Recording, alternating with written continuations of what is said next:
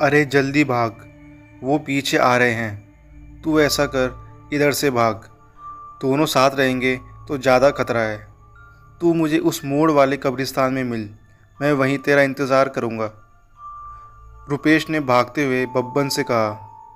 बब्बन ने हैरानी से पूछा, लेकिन यार कब्रिस्तान में? रुपेश गुस्से में बोला, और क्या, ये रात का समय है, वहाँ पुलिस नहीं आएगी और वहाँ इस समय कोई नहीं होगा। तू बेकार के सवाल जवाब मत कर, बस जान बचाने की सोच पहले। बब्बन ने कहा, चल ठीक है। ये कहकर बब्बन और रुपेश अलग अलग भागने लगे, पुलिस जो उनके पीछे पड़ी थी। बब्बन और रुपेश दो साथी चोर थे। दोनों एक घर से जेवर और रुपया चुराकर भाग रहे थे कि पुलिस को खबर मिल गई और पुलिस ने दोनों को दौड़ा लिया। पुलिस से बचने के लिए दोनों ने रास्ते में पड़ने वाली कब्रिस्तान में छुपने का इरादा किया। रात का सन्नाटा चारों ओर पसरा हुआ था। उस पर यह बरसात का मौसम, बादलों ने भी गड़गड़ाना शुरू कर दिया था। ऐसे में न जाने कब बारिश होने लगती, कोई पता नहीं था। दोनों चोर अलग अलग रास्ते से भागने लगे और दोनों पुलिस वाले घनश्याम और आशीष भी उन दोनों का पीछा करते करते कब्रिस्तान के पास पहुंच गए। कुछ देर बाद वो दोनों जाकर कब्रिस्तान में अलग अलग छुप गए। कब्रिस्तान में बिल्कुल सन्नाटा पसरा था। बड़े बड़े पेड़ और घने अंधेरे में पुलिस वालों को कोई नहीं दिख रहा था। बरसाती मेंढक और झिंगूर की आवाज़ से पूरा कब्रिस्तान गूंज रहा था। तभी इंस्पेक्टर घनश्याम ने हवलदार आशीष से कहा, कहाँ गए साले ये चोर? नाक में दम करके रखा है। ज़्यादा दूर तक तो वैसे अभी गए नहीं होंगे, क्योंकि यहाँ तक आने के लिए तो सिर्फ दो ही रास्ते हैं और उनसे भी हम दोनों आए हैं। इसका मतलब वो यहीं कहीं हैं। तभी हवलदार आशीष ने कहा, सर ऐसा तो नहीं कि ये दोनों कब्रिस्तान में छुपे हों। तभी घनश्याम ने हंसते हुए कहा, अरे क्या बात करते हो यार, इस कब्रिस्तान में लोग दिन में जाने से डरते हैं, तो भला रात में कौन जाएगा, वो भी ऐसी बरसात में। घास देख रहे हो यहाँ की कितनी कितनी बड़ी हो गई है, और तो और तुम्हें भी इस शहर में कितनी कितनी बड़ी हो गई है, और तो और तुम्हें भी इस शहर में कितने साल हो गए हैं। सुना तो होगा ही कि इस कब्रिस्तान में जाने वाला शख्स कभी वापस नहीं आया, इसीलिए 2-3-4 साल से इसमें लाशें दफन करना भी बंद कर दिया है लोगों ने। इस पर आशीष ने कहा, हाँ सर सुना तो है, लेकिन मैं इन सब चीज़ों को मानता नहीं हूँ। कुछ देर तक वहाँ खड़े रहने के बाद घनश्याम ने कहा, चलो चलते हैं। इस बार तो ये साले बचकर चले गए, लेकिन अगली बार इनको ज़रूर दबोच लूँगा। ये सुनकर आशीष ने कहा, साहब हमें यहीं रुककर नज़र रखनी चाहिए थोड़ी देर, क्या पता दोनों कब्रिस्तान में ही हों और अभी निकले हों। ये कहकर दोनों वहीं खड़े हो गए। अंदर छुपे दोनों चोर बब्बन और रुपेश अभी तक अलग अलग ही छुपे थे, जो इन दोनों के जाने का इंतज़ार कर रहे थे, क्योंकि अगर इन दोनों को जरा भी झाड़ियों की सरसराहट तक महसूस हुई तो आज तो उनकी खैर नहीं। इसलिए वो दोनों चुपचाप वहीं कब्रों के पास छुपे रहे कि तभी बादल ने गड़गड़ाना शुरू कर दिया और देखते देखते जोरों की बारिश शुरू होने लगी। जोरों की बारिश शुरू होने के कारण पुलिस वाले भी चले गए और जैसे ही वो गए, रुपेश और बब्बन ने एक दूसरे को कब्रिस्तान में ढूंढ ही लिया। रुपेश ने ठंडी आ लेते हुए कहा, सच में यार, आज तो इस कब्रिस्तान ने बचा लिया, नहीं तो आज तो हम दोनों ही गए थे। जेल तो होती ही साथ में इतना ज़्यादा माल भी चला जाता। जिंदा लोग तो काम आते नहीं हैं, लेकिन मरे लोग हमारे कितने काम आ गए। और ये कहकर दोनों के दोनों हंसने लगे। बब्बन बोला, लेकिन यार पुलिस यहाँ से तो चली गई, लेकिन वो हमें ज़रूर ढूंढेगी, तो अब क्या करें?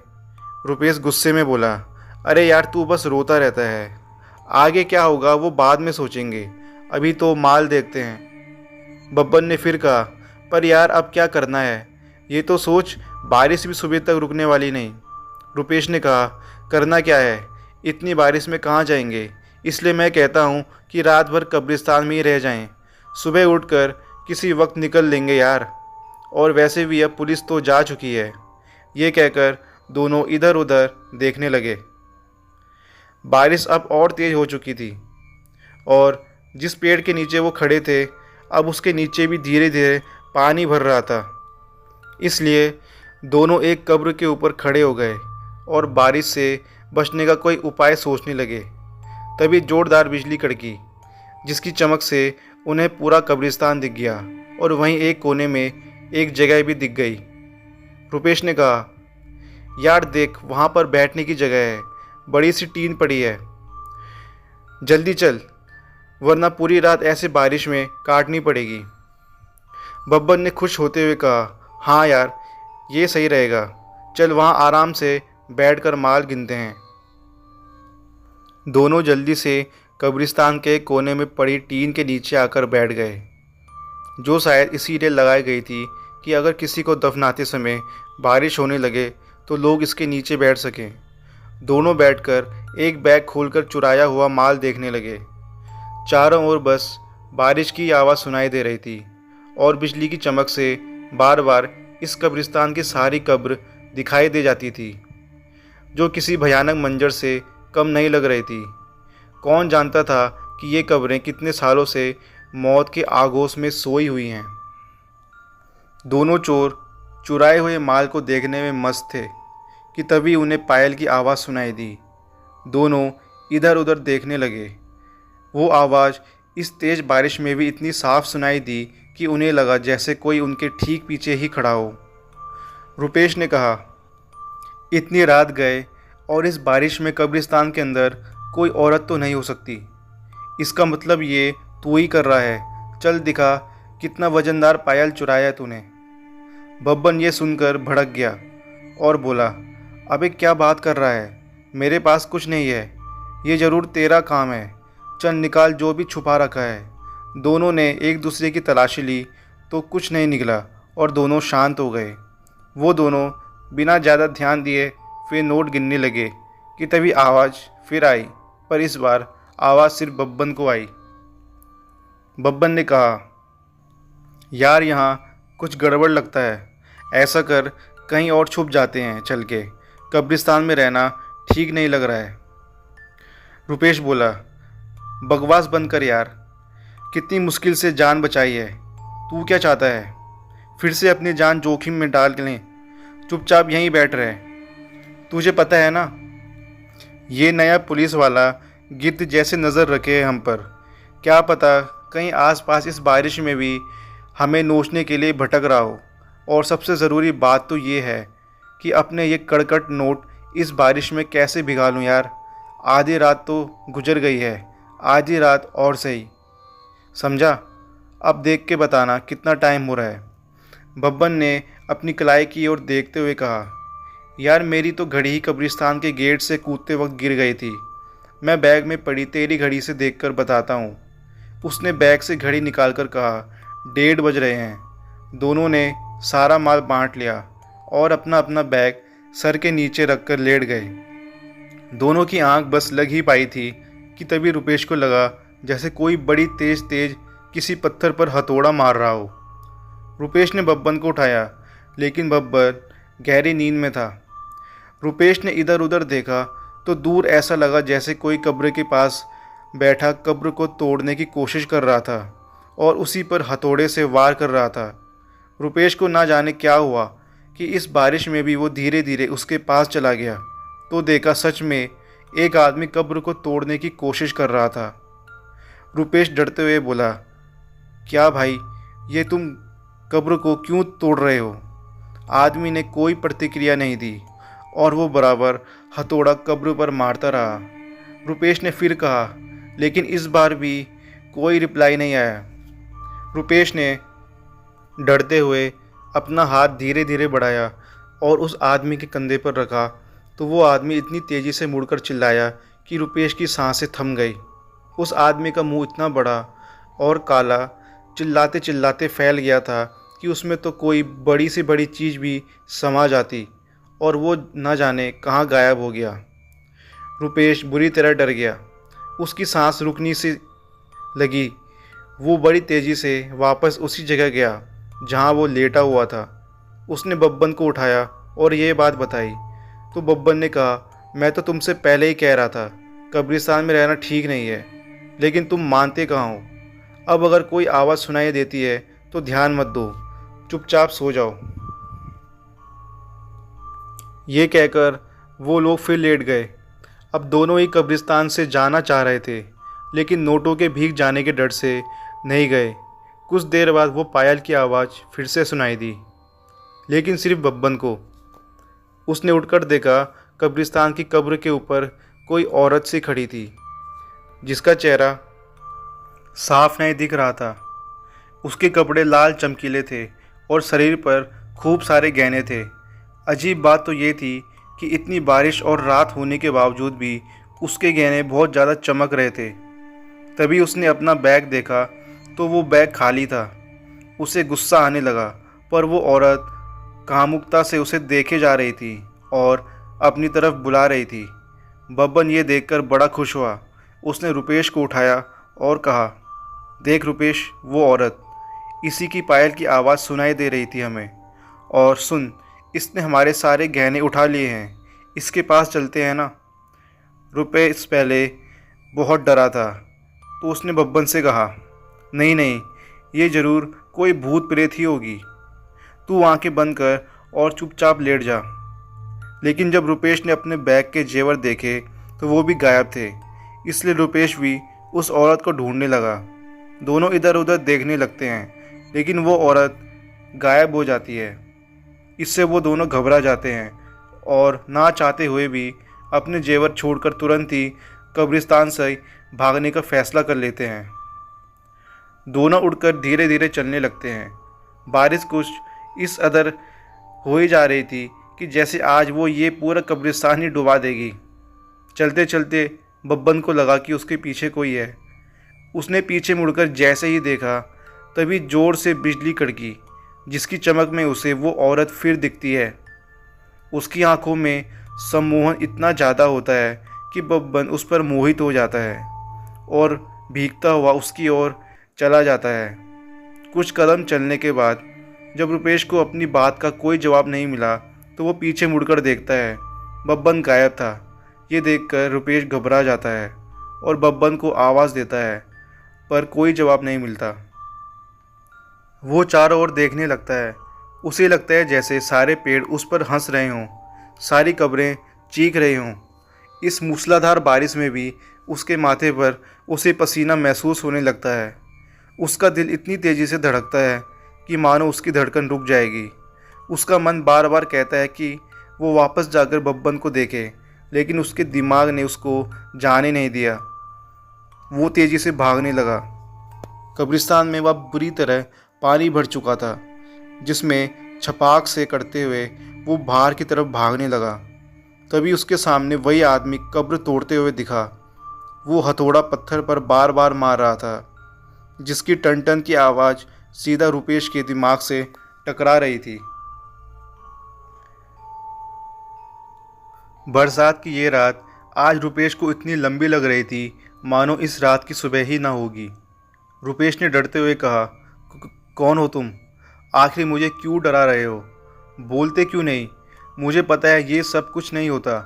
उस आदमी ने मुस्कुराते हुए रहस्यमयी आवाज़ में जवाब दिया, तुम्हारे लिए कब्र खोद रहा हूँ। उसकी आवाज़ ऐसी लग रही थी जैसे उसके गले में कोई चीज़ फंस गई हो। रुपेश ने गुस्से से कहा, पागल हो गए हो क्या? मैं जिंदा हूँ, मेरे लिए कब्र क्यों खोद रहे हो? मैं खुद तुझे इसमें सुला दूंगा। इस पर उस आदमी ने कहा, मैं तो कब से सो रहा हूँ, लेकिन अब तुम्हारे सोने की बारी है। मैं तुम्हें सुला दूंगा। ये कहकर वो पीछे मुड़ा और उसने रुपेश का गला दबा दिया। रुपेश का दम घुटने लगा। उस आदमी के बड़े बड़े नाखून रुपेश की गर्दन में चुभने लगे।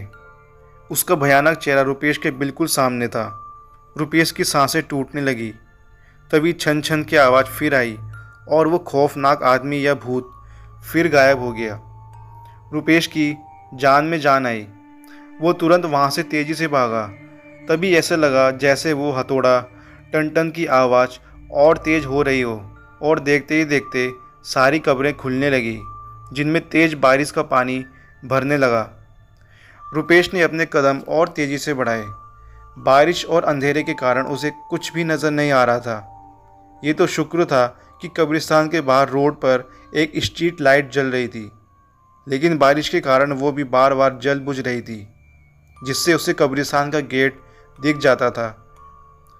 हथौड़े की टन के शोर से उसके कान फटे जा रहे थे कि तभी रुपेश को कुछ उम्मीद जगी, क्योंकि वो कब्रिस्तान के गेट के पास पहुंचने ही वाला था कि एकदम से वो किसी चीज़ में टकरा कर पानी में छपाक से गिर गया और उसके सिर में कोई चीज़ चुभ गई, जिससे उसके सिर से खून बहने लगा। जब उसने पानी में टटोला तो उसे कोई चीज़ मिली।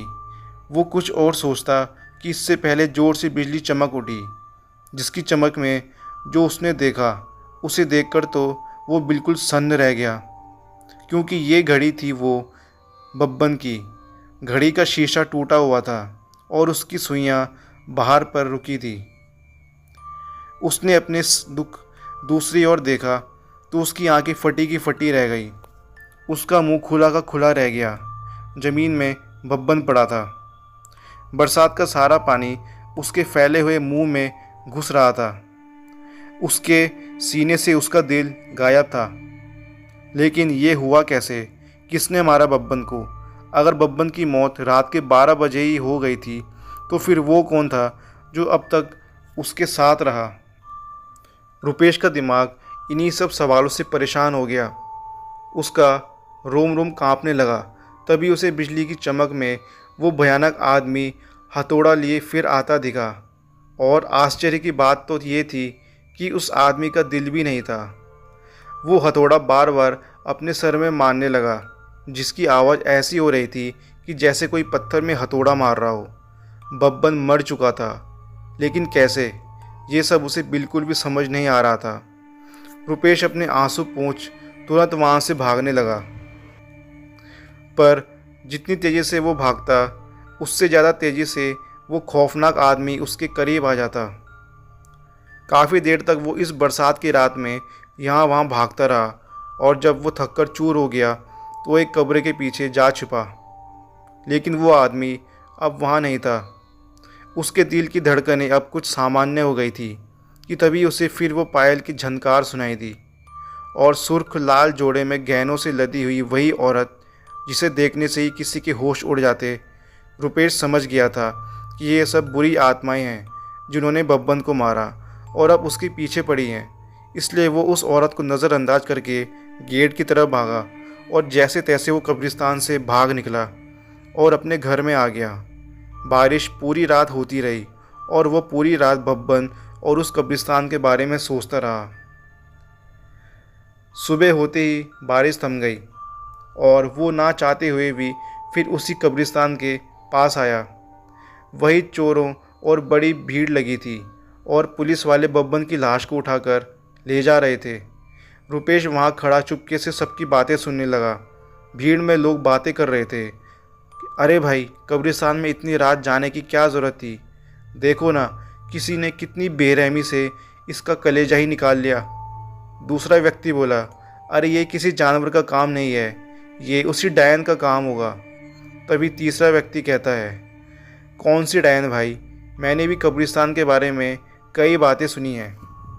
तभी पहला व्यक्ति कहता है, 3-4 सालों पहले शेखू नाम का एक आदमी यहाँ कब्रों को दफनाने का काम करता था।